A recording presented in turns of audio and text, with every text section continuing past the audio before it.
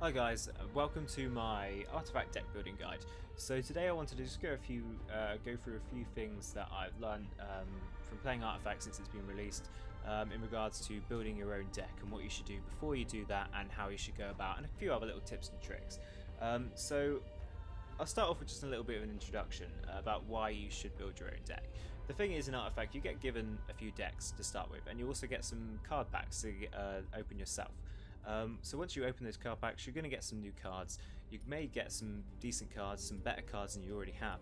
The basic decks are good all-round decks, but you will always get the most if you change those and edit them around and bring in some new cards, some very powerful cards.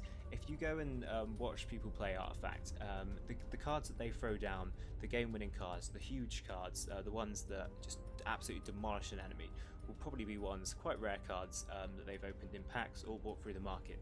So, you know, if you're just using a default deck, you probably aren't going to get that. So you need to make sure that you eventually, at some point, as you learn the game, start building your own deck.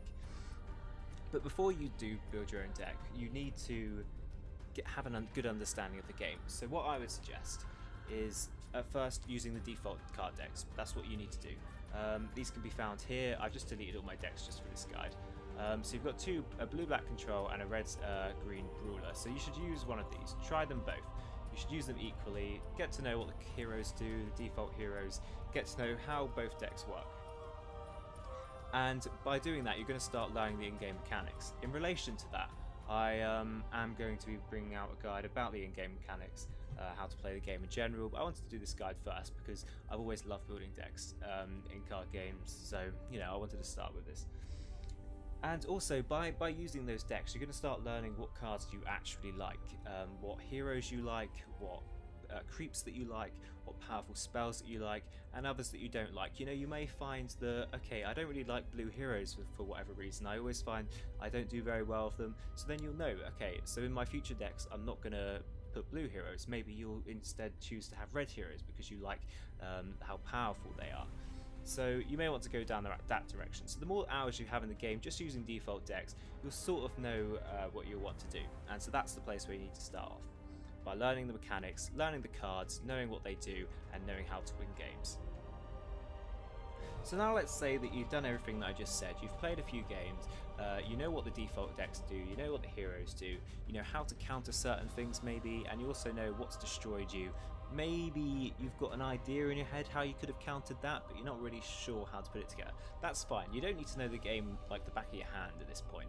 Even if you make a deck and you miss some things because you're not an expert at the game and you lose lots of games, you think, okay, well that was wrong, so I know what I need to do there. You can always analyze your games afterwards to see what went wrong, what do I need. But you've already got a basic knowledge of how the game works. You know, you've probably played the tutorial missions, so you've got all the basic knowledge you need.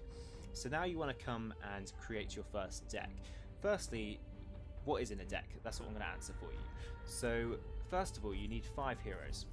You see the heroes over here in the standard red-green brawler deck. You take 5 heroes, and you don't have a choice about that. You have to have 5 heroes, and you also get their signature cards.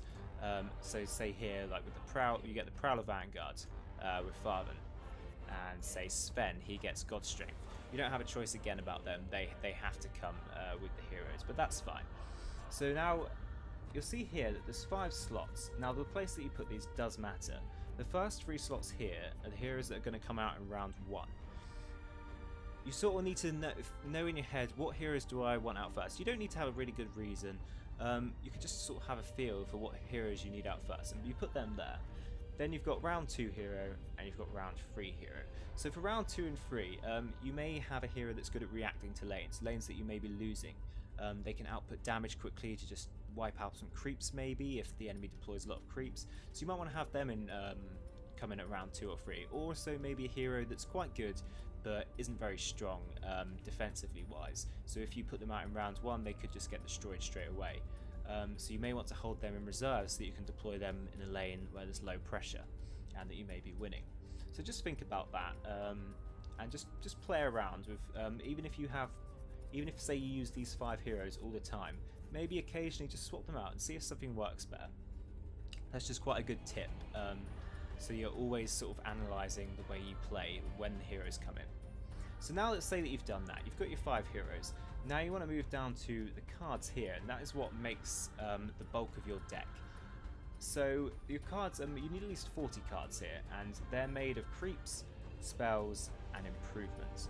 Now the problem with Artifact is that there's no limit to the cards in your deck. It's the same thing over with items. You need 9 items at least in your deck, and they may be weapons, armor, accessories, and consumables. Again, the problem is you need at least 9, but there's no limit. You may think, oh, that's great, you know, I play Hearthstone, and in Hearthstone I have a limit of cards, and I always want to try and put this card in, but then it says there's a limit, so, you know, I can't actually use my card collection to its full potential. Problem is here, say if you had, I don't know, 50 cards in your deck, 50 cards in these 2 categories, and you have one card that you really want to get out, one really powerful card, maybe it's a rare, it's really expensive, you know, you really want it out. You've got a 1 in 50 chance of getting that out at some point in the game, you know, every round. Well, I mean, technically, you know, if you draw more, you know, when you draw more than one card, obviously, that's going to increase. But say you've got a 1 in 50 chance, if you have more than one of those cards in you, that chance is going to go up. But say you had 100 cards in your deck, then you've only got a 1 in 100 chance of getting those cards out, the cards that you need.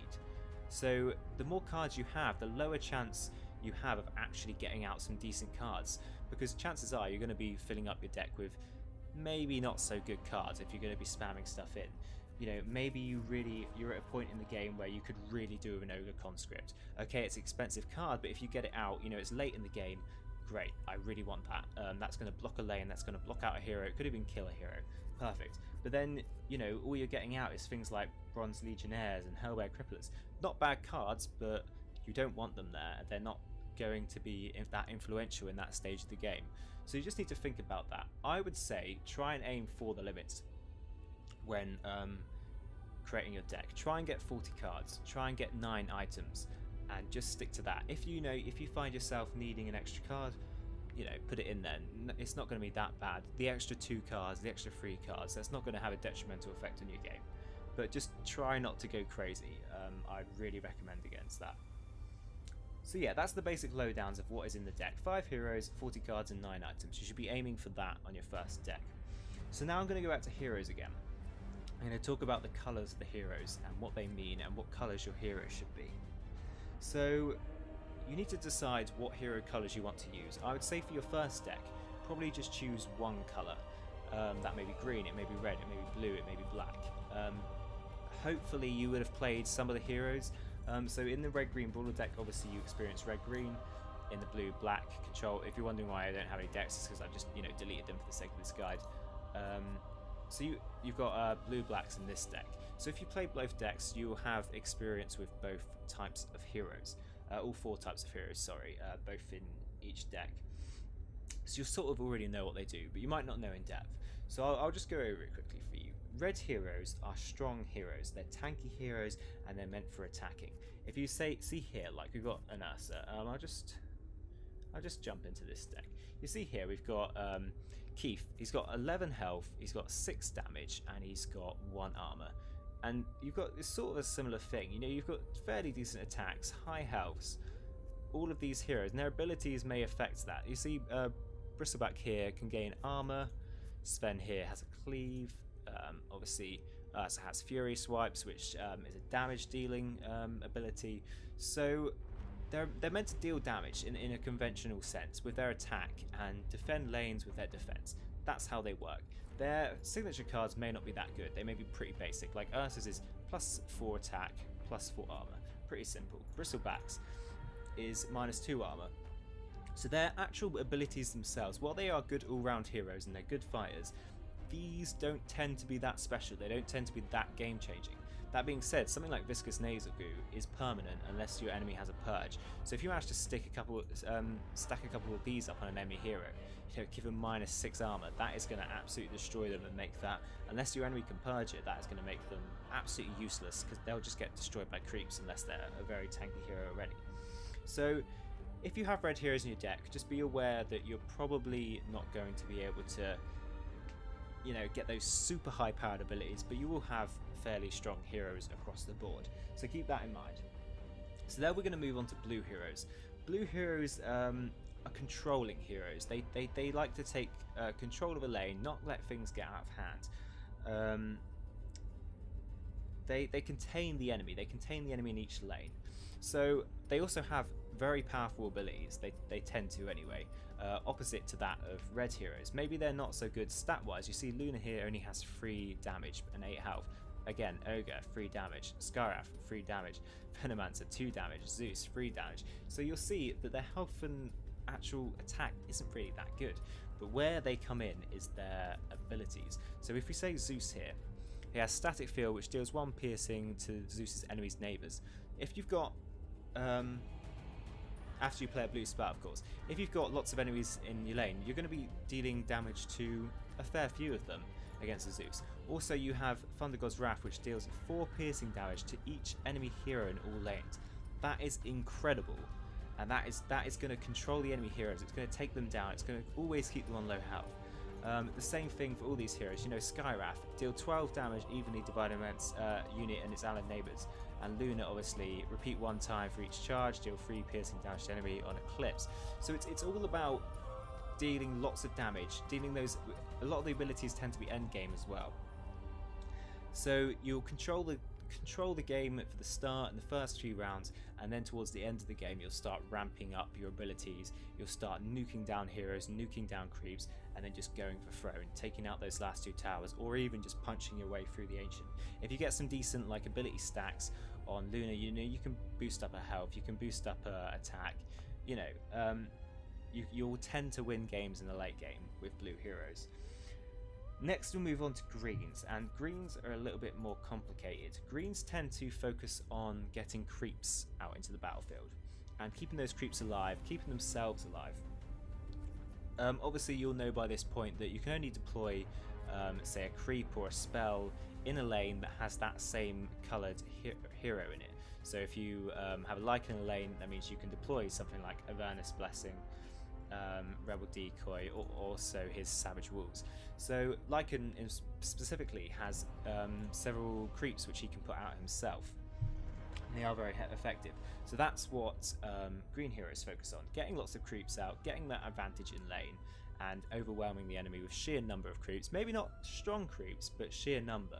And reason why I mention you can only put cards out that have that colour hero in the lane is because also a lot of heroes on the green side tend to have abilities that can save themselves. So Abaddon obviously has Borrowed Time, which gives him damage immunity this round and fully heals him, and also Aphotic Shield, which can purge him or another unit and give it +2 armor and retaliate this round. So they can keep themselves alive in order to be a source of spawn for your green creeps, but also keep creeps alive, of course, as well. A lot of these abilities can be used on creeps. Same thing with Darkseer. You know, you've got Iron Shower, an incredibly similar ability to Aphotic Shield, and Enchantress obviously. Her neighbours have extra regeneration, allies have +1 armor. So it all focuses on keeping creeps alive and keeping your allies alive. And then very lastly we have black.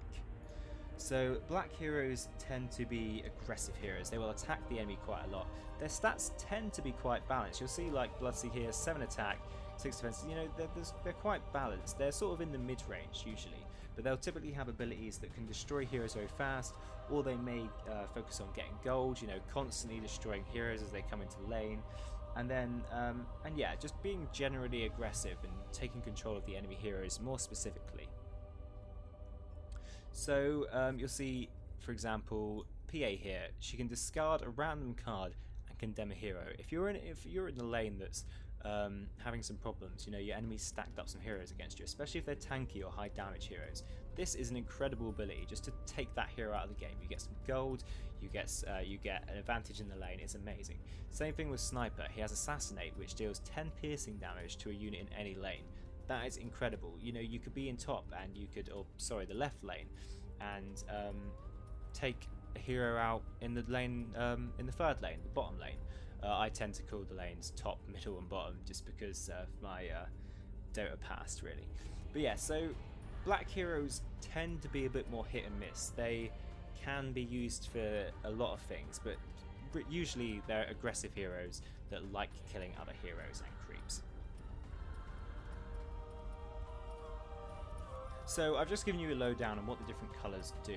Now you need to choose yourself what kind of colours you want to go for. Usually, because you can only deploy cards that have the same colour as your heroes, you'll want to stick with, when you first start, I would say just go with one colour hero. Probably going to be your best idea, one colour type of heroes.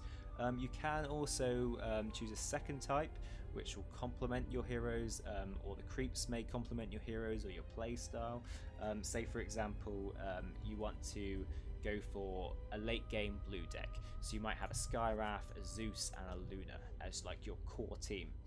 Then you may also want to throw like a Legion Commander in there, who is a red hero, but she has duel, which can lock two heroes or two units in a fight with each other, so it has that sort of control element to it.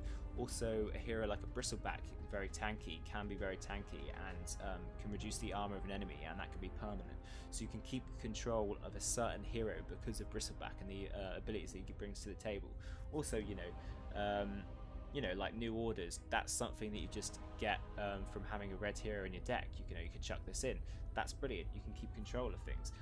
And just having the general attack, so you could have a blue and red deck. They tend to complement each other well. Again, blue and green can complement each other well because you can get some more creeps in. You can get the advantage in the lanes. You can use the creeps as shields for your towers from the green heroes, while your blue heroes ramp up their spells and ramp up the power, and then you've sort of kept your towers defended for the first few rounds, and then round 6, round 7, then you bring out the big abilities of the blue. That being said, I would say for now, probably just go with one type, and then when you recognise there's a hole in your deck, then try and fill that with a hero of a different colour. So go all 5. If you do think that you want to go with another colour, I would say go 3 and 2. Do your first focus. So if your first focus is control, go 3 blue heroes, then put in 2 of the same colour. Don't go 3 heroes of the same colour, say blue, and then 1 black and 1 green, because that does tend to limit the options you can have in terms of cards. If you only have 1 black hero in your deck, but then you're getting towards the middle of the game and you still haven't had a black card come out of your deck into your hand, you're going to be in a pretty dire situation. You are not making the most out of your deck. If you've got a lane that only has that 1 black hero in it, and all you're getting is green and red cards, say, you're not going to be in a good situation where you will not be able to reinforce that lane without taking a hero out of another lane and sort of taking a disadvantage somewhere else. So I'd say either 2 and 3 or just 5 of the same hero. So let's say I'm just going to build a deck here. I'm just going to create a new, let's see. What shall I do? Let's just clear this one. So let's say I want to go for a blue deck. I want to go for a blue defensive deck at the start of the game, and then towards the rest of the game I want to start bringing out my powerful heroes. So I'm going to do, I think, blue, and I want to go down blue and green. I want to go for defensive greens that will help my blue heroes survive longer, but also bring out some creeps. That's sort of my ideal my general idea for the deck. So what I'm going to go with, I think what I'll do is because my main focus is blue heroes, what you want to do is you want to get your blue hero, at least 1 blue hero here. So I'm going to go over Luna, and you'll see I also get 3 eclipses there, and so that goes straight into the cards here, adds straight in there, because that counts towards the spells. Next I want to get a Zeus, so I would tend to put 2 of your main colours into that part of the deck. Your 2 mains as your first 2 heroes to come out. That's what I'd say. Then you want to go with your secondary colour. So I've got a couple options here. I can get Lycan, who will help me get out some creeps. Enchantress is quite good for healing people, keep your heroes alive. So is Darkseer. Darkseer's Iron Shell can, although he doesn't necessarily save the units, he can make the enemy pay for their attacks. But actually, I think I'm going to go for Abaddon, just because I like the hero. The Purge is really good. It's important to have Purges in your deck. So I'm going to go for an Abaddon there. I'm going for a green and blue deck. Now, round 2. What do I want to come in? So say by this point, I would usually say get your next colour card in there. So I'm going to put in, I'm probably going to put in my Ogre actually, because this is a very good card. Deal 1 piercing damage to each enemy before the action phase, and this goes down in your lane. That's what these do. It's an improvement. So that's going to mean that that lane itself is always going to have that improvement. And so Ogre's a very powerful card for that reason. Just because, although he's a decent card anyway, multicast is brilliant, especially with these high-powered spells you're going to get. Just that, this signature alone makes him worthwhile. And then lastly, I want to go with Enchantress, just because she's very good at keeping my heroes alive. You know, she's got this heal and the regeneration, and also the extra armor as the extra armor has a speciality card. So that's what I'm going to go for there. Now let's say that you've chosen your heroes, you know what you want. Now you need to start moving down here to your actual deck itself. You'll see already that we've got 9 spells and 6 improvements just from the things that our heroes bring to the table. So we're already partially there towards our goal of 40 cards. Remember, you can go slightly over, but you can go under. So the thing is here, you want to start looking at this area here. What you want to try and create is a bell graph. What that basically is when you have a low number of cards in this area, it comes up towards the 3 and 4 and 5. You have a high number of cards here, and then it trails off again, so you have a lower number of the higher cost cards. Now the reason you want this is because your towers start with 3 mana in each lane. That's what it costs to actually cast these cards. You want your bulk of your cards to become available in the 3rd, 4th and 5th round, so that you can get those cards down straight away. If you have too many low cost, you're going to be struggling towards the end of the game, especially for a blue deck. You do not want to have a lack of strong high cost cards. You don't want too many, but you need to have some, because that's when you're going to be ramping up your damage. Same thing if you've got lots of 7 and 8 plus cards, you're going to be struggling towards the mid game. So you want to have a bulk of your cards around here, so just keep an eye on that. Again, coming over just here, you'll see I've got 9 blue cards and 6 green cards. You want to sort of aim to keep the ratio. In this case, we've got 3 blue heroes and 2 green heroes. So you want to try and keep the number of cards at a ratio to 3 to 2 on the blue and green respectively. So 3 to 2. That is. That could change if you only have 1 other color hero. You could have 4 blues and 1 green maybe. That's not such a good idea in my opinion, but in that case you would have the ratio of 4 to 1. So anyway, moving on. You'll see that luckily in this deck we actually have a 2, a 3, a 5, a 6 and a 7. So just because of the heroes that I've chosen, I'm already set up quite well to have quite a few cards across the spectrum of mana cost, which is a perfect place to start. This is the first thing you'll want to look at when you've just selected your heroes. Do I have plenty of cards across the board? Because remember, the signature cards do tend to be the strongest. Not necessarily, but they will probably be the most game changing, unless you have red heroes, which don't tend to be. But for a blue deck specifically, definitely some of your strongest cards. Even as a blue ability, we have a low cost one here, which is very good. And like I said already, Ignite is a very good card. Say I didn't have Ignite and I just had sort of like Eclipse, Thunder God's Wrath, because I chose these 2, and then maybe I chose another high hero. I might think, okay, I need to get out a slightly lower cost hero in terms of their signature card. So I might pick something like a Meepo, who has a 4 cost spell which summons another Meepo. Very powerful ability. Meepo is a very good card. I haven't chosen to put him in this deck just because, to be honest, I do want to be using this deck, and I haven't really got that much experience using Meepo yet because I've got him quite recently. So I'm leaving him out for now. I would say try out new heroes in bot games before you actually just in the solo play, just before you use them.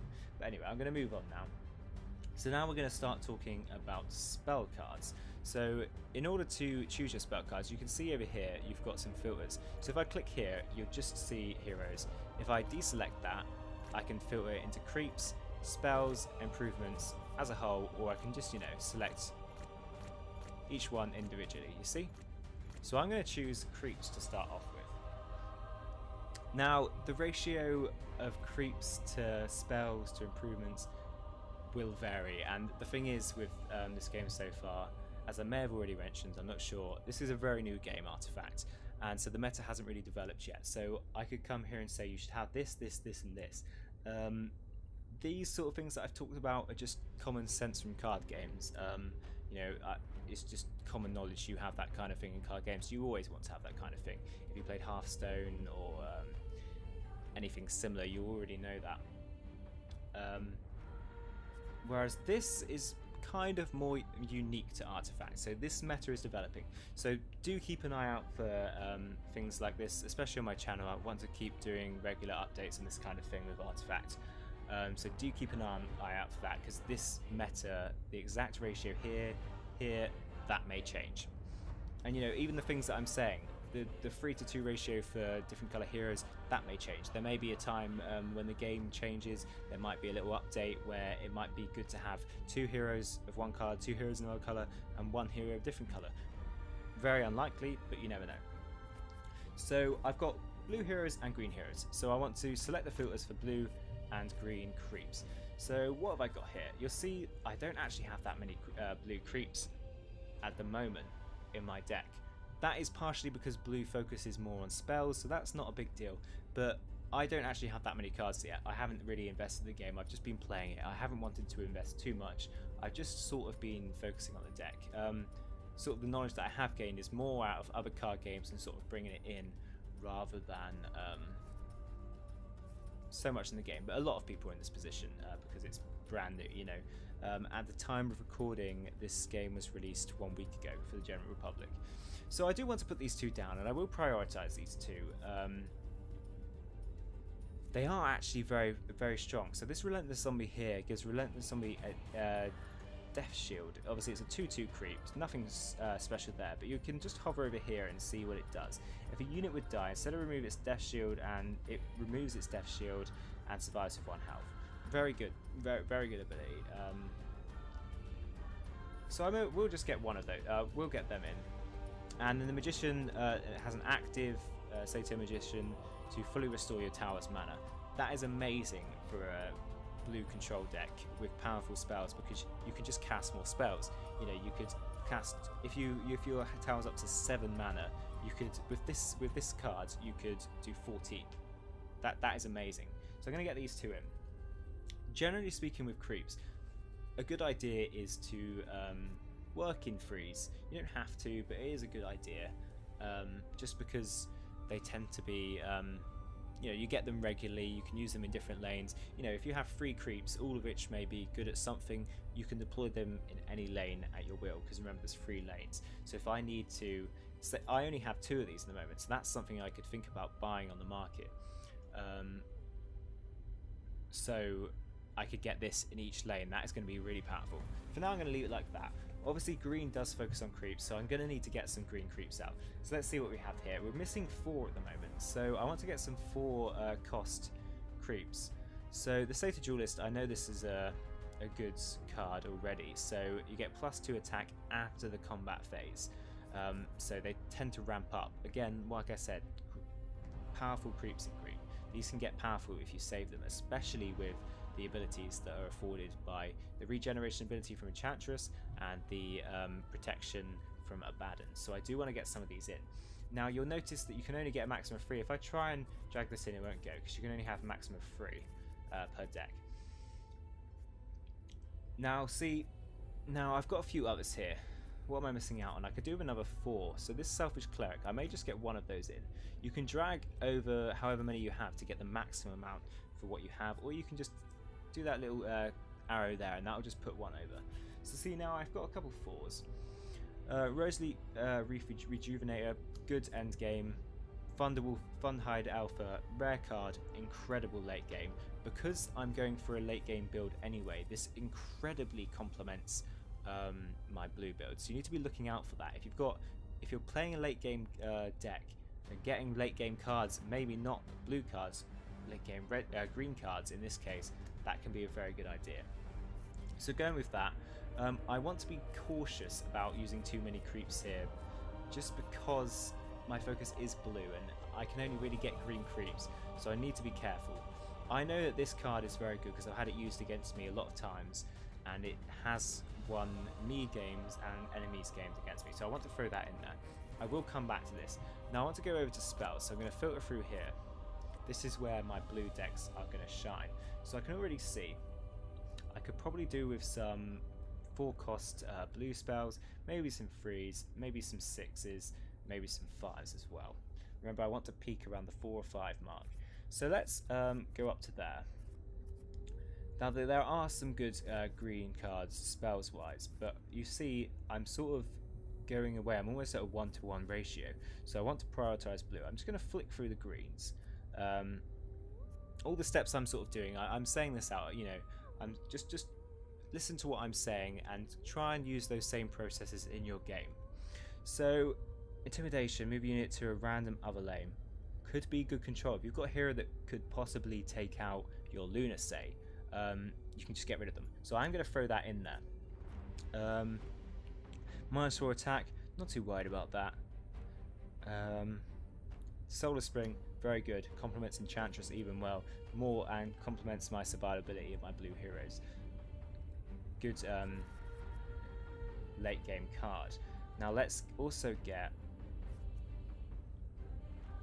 Creep to another lane. That's a similar thing, that's quite good. But I'm going to leave it there now, because I'm already sort of approaching the 40 card mark. So like I said, I want some more blue 4s and more blue 5s. Let's see, let's just quickly take a look at ones. Draw 2 cards. As you guys will know from card games, drawing cards, very powerful. One of the most powerful things you can do in a card game. So I'm going to get that. Each enemy creep, that's a good card, straight from one. Maybe I'll get one more 1-cost. Nothing more there. 6 damage to enemy tower, that's okay, that's okay. You'll see all these lower cost cards are good. Not amazing, but they're good, and that's the important thing. So I'm looking for 4 cards now.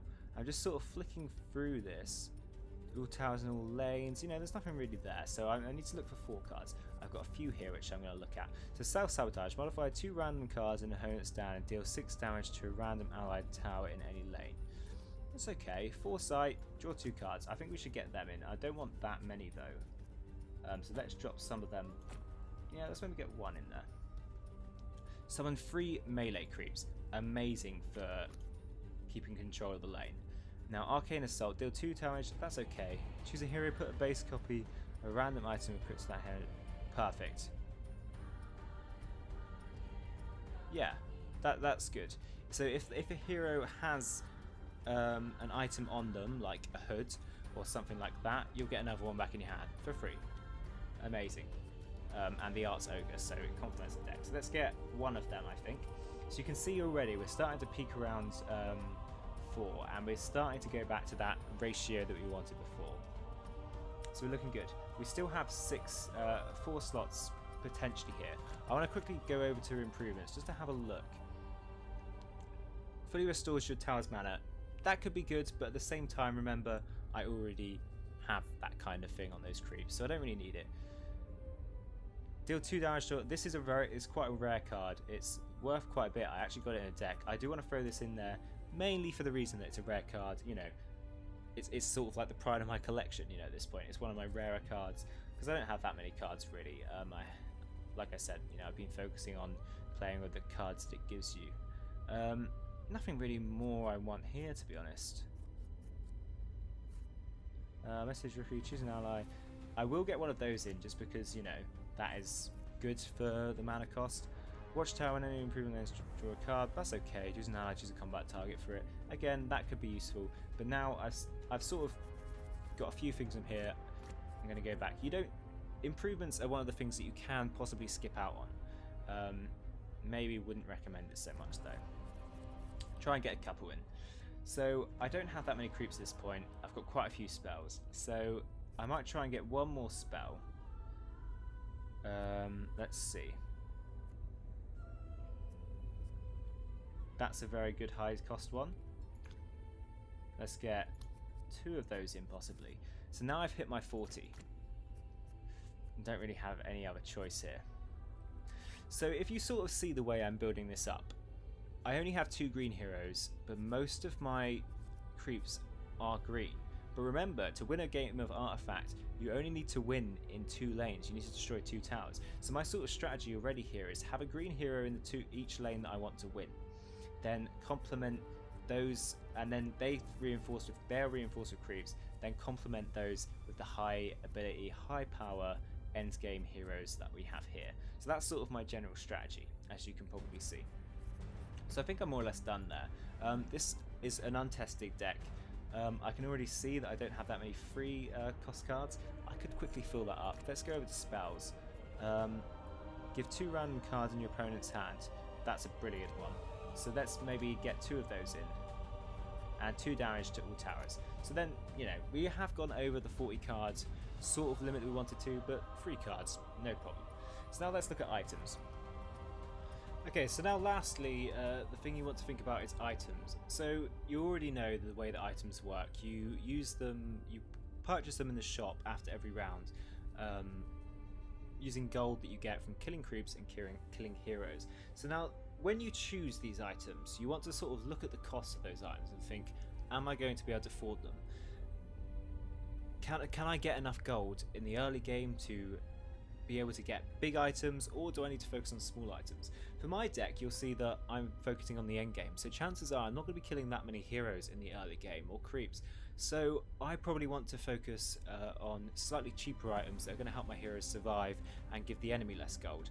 Whereas if you were playing like an aggro black deck, and you're going to be, you know, you have a bounty hunter and things that can double your gold and get lots of kills, and maybe a PA who can just destroy a hero and get that gold straight away, maybe you will want to get some of these more expensive items, things like plate mail or Ring of Tarask, some of these really expensive items that can really beef up your heroes. But for my case, I don't really want to make that risk. I want slightly cheaper items just so I can be more, you know, safe in what I'm doing. So there's 4 different types. There are weapons, armor, accessories, and consumables. Consumables, they tend to be rarer cards anyway, and they're quite expensive. That may change. So far, I've really seen them as expensive cards, which I personally don't like using. Condemn an improvement. You know, it's one of like you know, Ogre's abilities. You'll see it behind there. Ignite. Well, this is an improvement, so you can get rid of some of these improvements. So if you're playing like an aggro deck and you're playing against like a control deck that maybe has Ignite, that could be a decent choice. Personally, I don't tend to go for those that much. Maybe when I get some more cards, you know, I may want to do that, but for now I don't. So I've got a few different options here. Items under weapons tend to be damage dealers. You'll see here short sword plus 2 attack. As you go up in cost, they'll tend to do more. Blink Dagger can move you to different lanes. Blade of Vigil gives you a bit some more damage and cleave. Also, you know, these are fairly standard things. And in terms of your spread, we want to go for 9, and we want to keep it around 9. So, you know, 3, 3, 3. You might want to go for. Maybe if you do want consumable, maybe you can go for 10. But obviously you can't go under 9. So I think what I'm going to do here is I'm going to get a short sword. Just so I can beef up one of my heroes very early game. You know, my first round I may only get 3 gold. That might just be how it works out. So I want to make sure I have a short sword in there. I also want to have a blink dagger, just because it is a powerful item that you can... It's more expensive, but I can save up for it. It can get you into other lanes. It's very good. It takes 2 turns to rearm, but it's a very good item. And so now I've got a choice. If I'm sticking with the 3-3-3, which I am going to, to make sure it's a good all-round item deck, you see I don't really necessarily have the options here. I think I'm supposed to ask the combat phase. See, this here this here ramps up throughout the game, so potentially this could complement my ramping up build very well. So I'm going to throw that in there, and you'll see I've got a 3, a 6, and a 7, so I've not really stuck to what I've sort of been talking about, but that's because the game's very new. I don't have that many cards yet. In the future I may you know, get some 4 cost cards or a 5 cost card which could take the place of this. I don't know, but for now I'm going to leave it as that. Armor, you're going to take the same approach to armor. It is called armor. So I again want to go for a cheap one. I can get a leather armor in there, +1 armor. Great. It can be good. Possibly I could chuck this on my Abaddon, maybe. Maybe my Enchantress. It could make her just slightly more unkillable. Now you'll see some of this stuff is very expensive. The plate mail, +4 armor. Great. Shield of Aquila, like +2 armor, and allied neighbors have +3 armor. So you tend to do want to have some of these good things in here. Maybe just one, just because in case you, in the small chance you manage to kill all the 3 enemies' heroes straight away in the first round. Amazing. Shove out that Shield of Aquila if you can get it, because remember there is a random chance what you can get in the shop. But I think I'm going to go for a Shield of Basilius because it's slightly cheaper. I can't really afford the Shield of Aquila, so I'm going to throw one of those in there just because, you know, it's also good, so it can complement the creeps because it the green heroes creeps because it works on neighbors as well. So that's brilliant. Then I'm going to go down here and I'm probably just going to get a barbed mail +2 retaliate. Good, it could stack up well with Othic Shield and something like that. So I'm going to chuck that in there. Then I'm going to go over to accessories. And so we've got Traveler's Cloak, which these accessories tend to increase your health, really. So you've got attack damage, armor, health. It goes across on these 3 stats, basically. So it's very simple, very nice. Again, we've got a high-powered one, Ring of Tarask. I don't really need that because I've got a really powerful healer Enchantress. So it's sort of, although I have 6 of them somehow, it's not really that useful. So I think I'm firstly going to get a Traveler's Cloak, then a Stone Hall probably. Good to has +2 health after the combat phase. Another one that ramps up. Brilliant, I'll take that. Then Assassin's Veil, you can choose a combat hero target for the equipped hero, and also +4 health. That's amazing. I'm going to go for that. You know, that can mean I can snipe out some enemy heroes that I need gone that could be endangering my vulnerable blue heroes. So I've kept costs down there pretty good actually, so I'm very happy with that. And that's more or less it. Like I said, I'm not going to go over any consumables, and you'll see here, if I try and save this deck now, you'll see here that it is a viable deck. If you were to, let's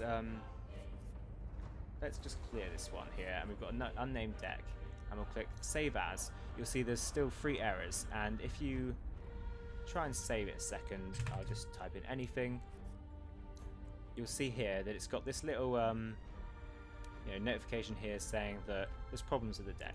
So you don't want to use that one. But you can see here we've fulfilled everything. This is a perfectly viable deck for games, and we're going to keep it. So yeah, that's basically it there. We've created a deck. You can sort of follow through the process which I spoke out. They're the things that should be going on in your mind as you're building the tech. That's the way I've approached this video, just walking through the steps that I do when approaching any card game, not just Artifact. And because the meta is very new, you know, I could sit here and say this hero is good, put this hero in there, but the meta is very new. It's going to change. There's going to be rebalances very soon, most likely. Potentially even big things in the game, like the way that card packs work and the way that game modes work could be changed because it is so early on in the game. So I think just that mindset, that isn't going to change. That mindset should always be your mindset in a card game, and so I think that's probably the most useful video I can do for you. So just as a little add-on to the end of this video, because I wanted to address something which a lot of people have been talking about in the community, the way that the card game, the cost of the card game is going to work. So you can either buy cards using packs, or you can buy them on the market. You're going to need to get some cards. You are going to need to invest a little bit, I'm afraid. That is just the way card games work. That's the way they always work. And you'll see here, if you go into collection, you can buy cards, and you can also sell your cards. You can see what some of my cards are worth here. Most of them aren't that expensive because I bought a few of them. Obviously, you know, I could, you know, I can look down here and see my rares, and some of them are worth a fair bit. You know, my Meepo's worth a decent amount. You know, not too bad. And my conflagration here, like I said, you know, that's 153, not bad. But like I said, I haven't really invested that much yet. You don't need to in order to learn the game and to become good at the game. Really, you don't need to invest that much. But you may find yourself doing it eventually. So you can open packs, they cost 159, and the problem here is you don't know what you're going to get. And so if you're approaching this logically, I would always say buy cards on the market. You know what you're going to get, you know what you want. If you've been approaching building your decks tactically in your brain, if you've been thinking what do I need, you will know what cards you want, you will know what cards have been good against you. You can actually try at the moment some cards out by using the call to arms, and you can do runs here using different decks, and these will contain heroes and cards that you don't own. So you can try out some cards that you don't own. That's brilliant. But if you're going to buy cards, then buy them on the market. Valve has said that they're going to try and keep the market down, the prices down as much as possible, just to reduce like the payment threshold, which is very good. You know, you'll see a game like CS:GO or Dota have things sell on the market for thousands potentially. They said they're not going to let that happen in this game. So if you, and you can already see, you know, you can get a lot of heroes for fairly cheap. Some of them are expensive, like Axe, because he is very rare and he is also a good hero. But you can get some fairly good cards on the market for not too expensive, and it's still a much better option than buying card packs. So that's definitely what I'd recommend.